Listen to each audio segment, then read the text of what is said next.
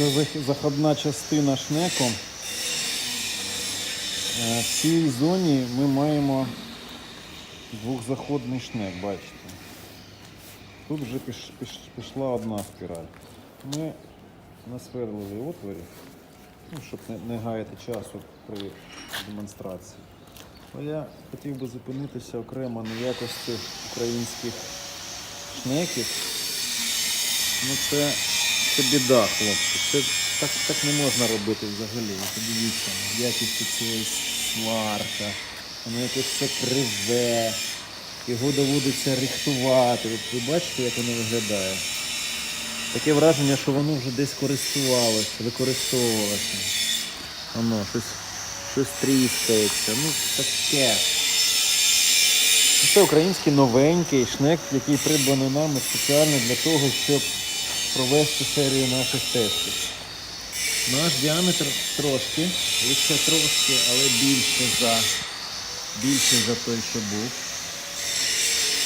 Зараз ми будемо встановлювати це, а потім, коли вже зберемо до кучі, будемо демонструвати роботу його.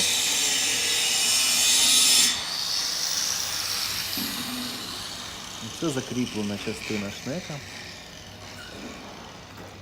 Так виглядає у нас, бачите, як воно має бути, рівнесенька спіраль, яка вона є крива. Зараз почнемо монтаж.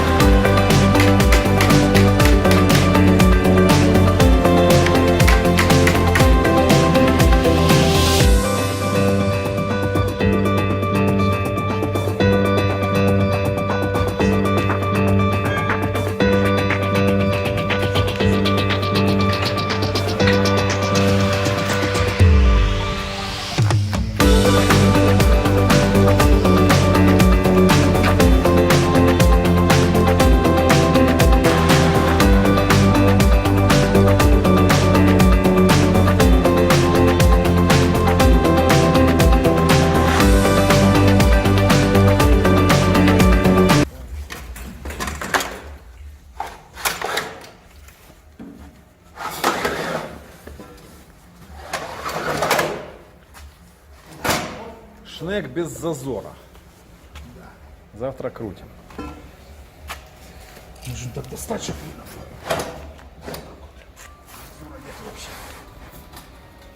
Отлично.